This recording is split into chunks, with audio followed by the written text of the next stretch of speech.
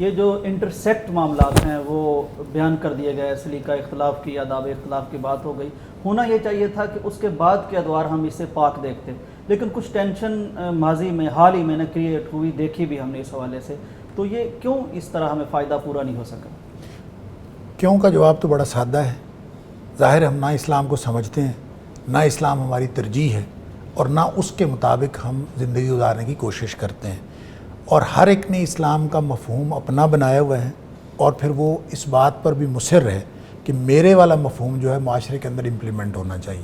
اس سے اختلافات جو ہیں وہ اور زیادہ بڑھتے چلے جاتے ہیں اور شدت کا راستہ اختیار کر جاتے ہیں. میرے خیال میں اگر ہم اس بیانیے کو جو اس کے عملی پہلو ہیں اس کے حوالے سے دیکھیں تو دو اس کے بہت پرومیننٹ ڈائمنشنز ہیں. ایک ڈائمنشن ہے ٹورڈز اسٹیٹ، ریاست کی طرف. جی بالکل. اس ریاست کے بارے میں بہت ساری کنفیوژنز کریٹ کی گئی، بہت سارے لوگوں کو ان کے ذہنوں کو آلودہ کیا گیا، اور پاکستان کے بارے میں اور پاکستان کی جو عالمی سیاست ہے اس کو، اور عالمی سیاست میں پاکستان کا جو کردار ہے اس کو بنیاد بنا کر پاکستان کے وجود کے بارے میں ایک ایسا آلودہ ذہن تیار کیا گیا کہ یہ تو ملک اسلامی ہے ہی نہیں. اور اس کو میں یہ سمجھتا ہوں کہ بہت بڑے سارے ادارے اس کے لپیٹ میں آئے، اس لیے کہ یہ بڑا ضروری تھا کہ سب سے پہلے یہ ثابت کیا جائے اور یہ کلیئر کیا جائے،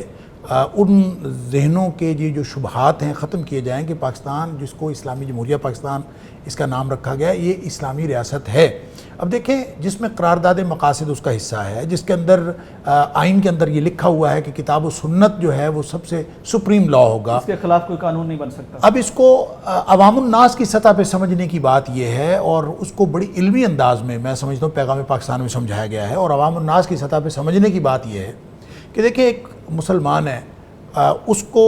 اس کے اندر بے عملی ہو، وہ نماز نہ پڑھتا ہو، اور وہ روزہ کبھی نہ بھی رکھتا ہو، کبھی زکوٰۃ نہ بھی ادا کر سکتا ہو، بنیادی ارکان اسلام کا پابند نہ بھی ہو، تو بھی ہم اس کو کافر تو نہیں کہہ سکتے. وہ مسلمان ہے کیونکہ وہ اسلام کی بنیادی چیزوں کو اختیار کرنے کا اعلان کرتا ہے. لہٰذا جب وہ بے عملی کے باوجود مسلمان ہے تو پورے ملک میں اگر کوئی قانون اسلام کے مطابق نہیں ہے، اگر کہیں کوئی عملی طور پر یہ پروسیجرل کوئی چیز جو ہے وہ ہمیں خلاف اسلام نظر آتی ہے، تو اس سے یہ کیسے ثابت ہو گیا کہ یہ ملک جو ہے اب اسلامی نہیں رہا. لہٰذا جس طرح ایک آدمی اپنے اعلان اسلام سے پہچانا جاتا ہے، بعین ہی کوئی ریاست جو ہے اپنے دستور سے پہچانی جاتی ہے. لہٰذا پاکستان کا جو اسلامی جمہوریہ پاکستان کا جو دستور ہے، آپ نام کو بھی چھوڑیں، آپ دستور کو دیکھ لیں، اور دستور کے اندر بہت واضح الفاظ میں لکھا ہوا ہے کہ اس میں کتاب و سنت کے ریپگننٹ، اس کے خلاف کوئی بھی قانون نہیں بنایا جائے گا. لہٰذا اس کو ریگولیٹ کرنے کے لیے یہ سارے ادارے،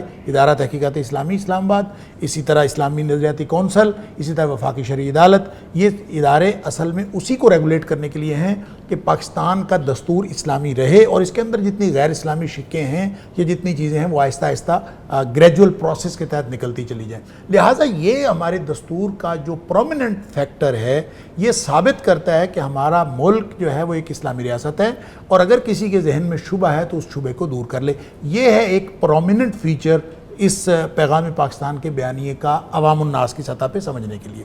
دوسرا جو انٹرفیتھ اور جو انٹرسیکٹ اس کو کہہ لیں کہ بین المسالک ہمانگی کے حوالے سے، میں یہ سمجھتا ہوں کہ بڑا شاندار کردار علماء نے ادا کیا ہے، اور عوام الناس کو یہ سمجھنا چاہیے کہ یہاں فرقہ واریت کی آگ بھڑکا کر پاکستان کو لیبیا بنانے کے لیے، پاکستان کو عراق بنانے کے لیے، پاکستان کو کے اندر شام جیسے حالات پیدا کرنے کے لیے، لبنان جیسے حالات پیدا کرنے کے لیے، اور دوسرے ملکوں میں جس طرح سے انریسٹ کریٹ کیا گیا، بہت دفعہ کوشش ہوئی ہے. اور جو انٹرنیشنل فیکٹر ہیں فسادی نوعیت کے، میں یہ سمجھتا ہوں ان کو لوکل فیکٹرز بھی مل جاتے ہیں جنہوں نے یہاں پہ بہت کوشش کی. اور سلام پیش کیا جانا چاہیے ہمارے ملک کے عسکری اداروں کو بھی اور ہمارے ملک کے عوام الناس کو کہ ہم ان کے اعلی کار نہیں بنے. اور اللہ کا شکر ہے کہ بہت بڑے بڑے کریٹیکل سچویشنز آئیں، اور ان کریٹیکل سچویشن سے بھی ہم بہت اچھے طریقے سے نکل گئے، اور ہم سلامت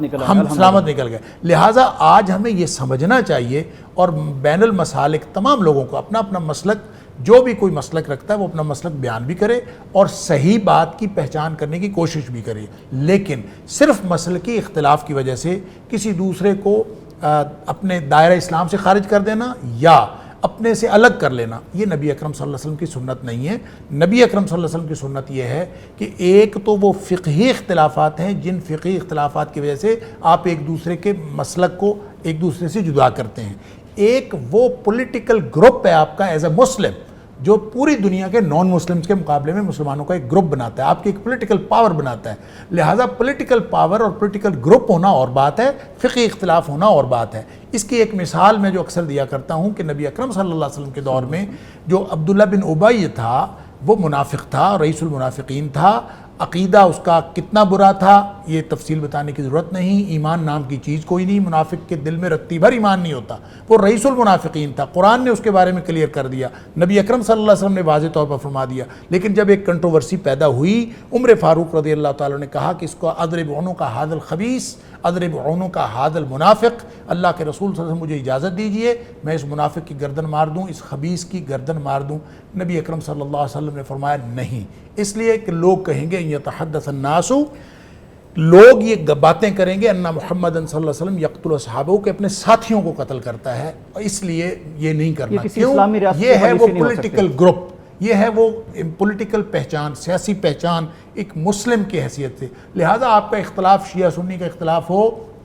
دیوبندی بریلوی کا اختلاف ہو، اہل حدیث شیعہ کا اختلاف ہو، کوئی بھی اختلاف ہو، اس اختلاف کی جو گریوٹی ہے وہ عبداللہ بن ابی کے اختلاف سے تو بڑی نہیں ہے نا۔ تو جب اس کو اپنے گروپ میں شامل کیا جا سکتا ہے نان مسلمز کے خلاف، تو یہ ہے وہ ایک واحد وجہ اور واحد بنیاد جس کی بنیاد پر آپ اتحاد کو بھی قائم رکھ سکتے ہیں، اپنی قوت کو بھی قائم رکھ سکتے ہیں اور ملت کا تصور پیش کر سکتے ہیں۔ اور میں یہ سمجھتا ہوں کہ پیغام پاکستان نے اس میں اپنا رول پلے کیا ہے۔